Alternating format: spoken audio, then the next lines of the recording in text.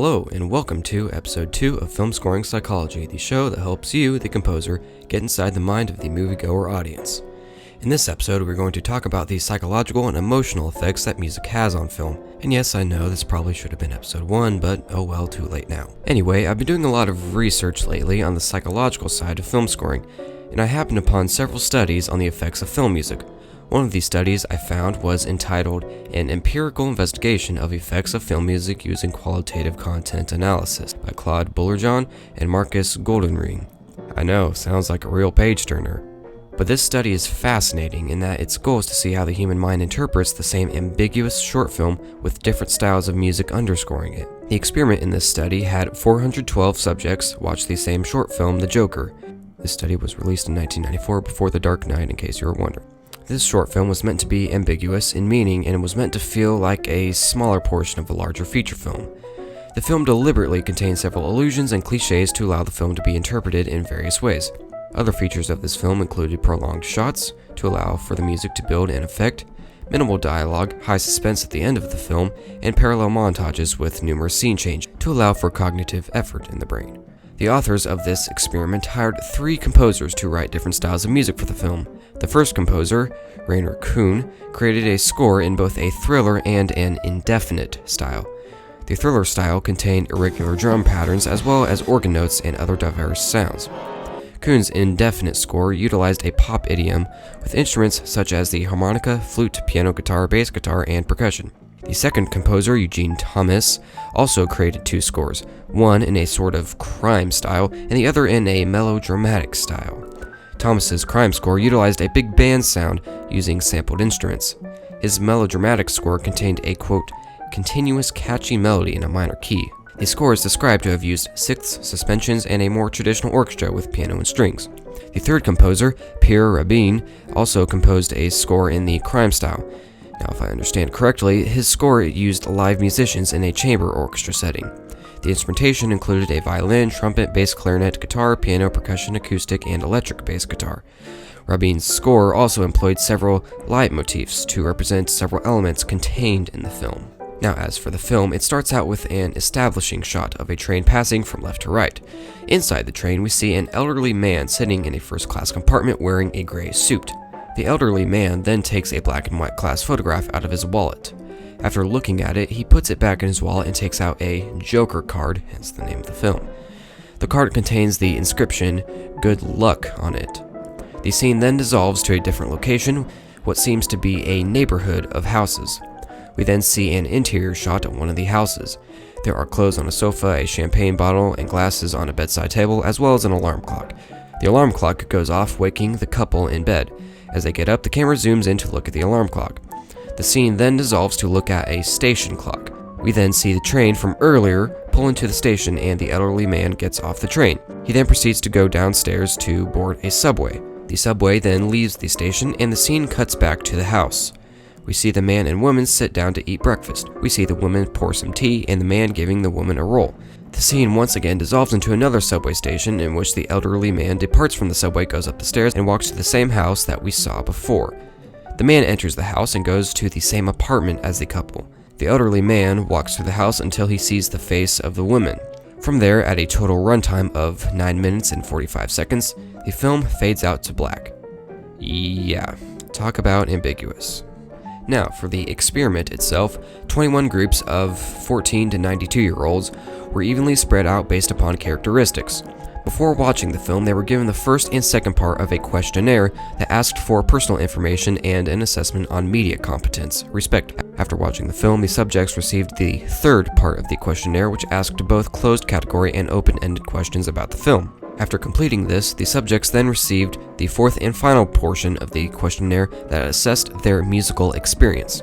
Now, the results of this experiment seem to be quite telling on the effect that music has on film. The crime, thriller, melodrama, and indefinite versions of the score seem to determine, to a certain extent, how the audience interpreted the plot of the story. Each version of the score seemed to determine what happened before the events of the film, such as a family dispute or a criminal past.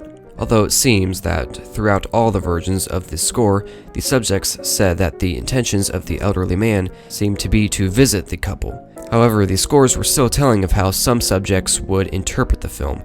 For example, many more subjects said that the elderly man intended to commit a crime after watching the crime version than the subjects that watched the melodrama version. Based on this, I completely agree with Bullerjohn and Golden Ring when they say that, quote, film music polarizes the emotional atmosphere and influences the understanding of the plot, end quote. Alright, so that's great and all, but after reading this study, I wanted to know more about what other psychological and emotional aspects music contributes to film.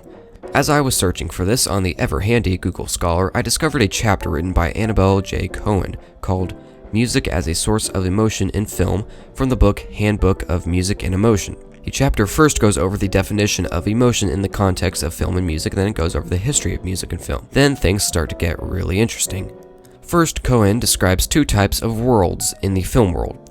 The first is diegesis, which is the fictional and narrative world of the film. The non-diegesis describes everything outside of the film, the projector, how well the actors acted, the film screens, etc. Technically, according to this, the music isn't part of the diegesis, rather the non-diegesis. An example of both diegesis and non-diegesis in the same clip is an example that Cohen gives from Blazing Saddles.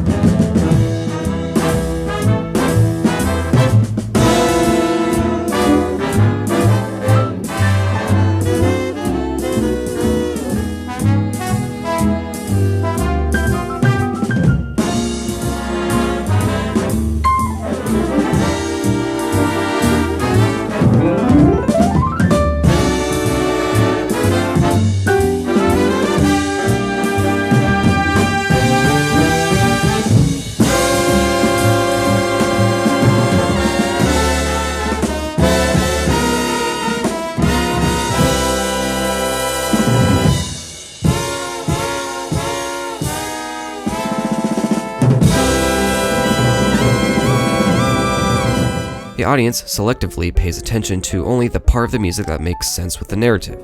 In this clip, the audience suddenly realizes that the seemingly appropriate music that we thought was non-diegetic was actually diegetic. This clash of the two worlds and unexpectedness creates much humor, but also this example shows us that before the reveal, we really didn't think about how the music didn't seem to come from inside the film.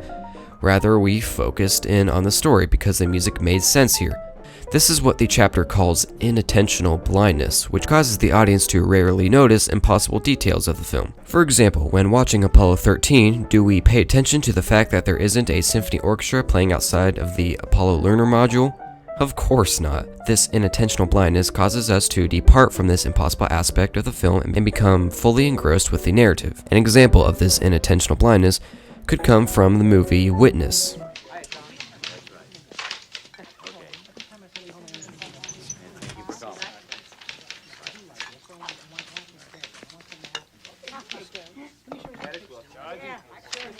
Yeah. Oh, I know her. Here's a file.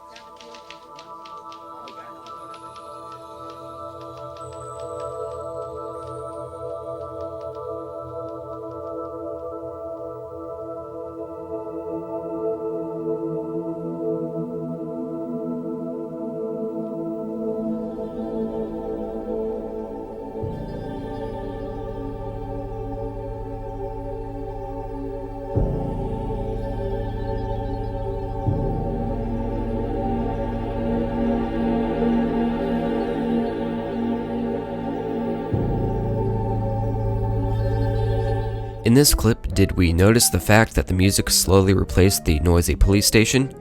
Maybe, but did we care? Probably not. Cohen says that this departure from reality can make the film even more vivid and more emotionally relevant. From here, Cohen describes some empirical studies of emotion from film music, like the one I described earlier. Some findings from these studies show that mood incongruent relationships with music and the current narrative at a particular point in the film made the scene less memorable. Likewise, scenes that did have a mood-congruent relationship with the music in the film were more memorable. However, the opposite trend seemed to have appeared when doing the same test with music that was foreshadowing a certain event. The violation of expectations when the music led the audience to believe that something was going to happen and then the opposite happened made a much greater and lasting impact and had a higher chance for later recall. After this, Cohen goes on to describe 8 functions of music in film. They are to mask extraneous noises, to provide continuity between shots, to direct attention to important features of the film, to induce mood, to communicate meaning and further the narrative, to become integrated with the film through association and memory, to heighten the sense of reality or absorption in the film, and finally to add an aesthetic effect to the film. Cohen then presents this handy-dandy diagram or framework that can help us understand film and music communication. Now, without going into too much detail, the processes begin in the brain with analyses of the aspects of the film. Here they are speech, visual, and musical aspects. Then, at level B, these aspects are analyzed into structural information. For music, this can be things like pitch, tempo, and direction. This is where the music starts to convey emotional meaning. This information is then transferred to the short-term memory at level C. As you can see, musical meaning is transferred to both music short-term memory and visual short-term memory. This is also where the brain tries to make sense of the information from all aspects of the film. At level D, in the long-term memory, everyday emotional experiences are stored.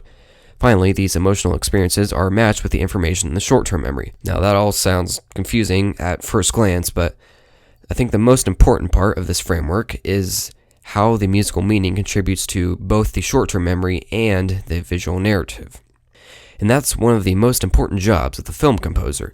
It is to craft a score that supports the visual narrative. Now, creating a score that doesn't support the visual narrative will ultimately create a dull and unmemorable experience for the audience. But creating a score that does support the visual narrative while also fulfilling the 8 functions of music in film creates an emotional experience in the audience that won't soon be forgotten. This is when you have successfully done your job as a composer. Now, I know a lot of the information presented in this video isn't very useful as you're composing, but research and studies done by many people all seem to point to one thing. The music in a film has enormous power over the film. This means that the composer should always keep in mind, no matter what, how the music that he or she is writing will affect the narrative and how it will affect the audience. Oh boy, I apologize for the length of this video, but there's just so much good information that I didn't even cover half the things I had in my notes for this video. So if you want to continue reading more about these interesting topics, I'll link both of the main sources that I used for this video in the description. But for now, I'll sign off here and I'll see you later. Goodbye.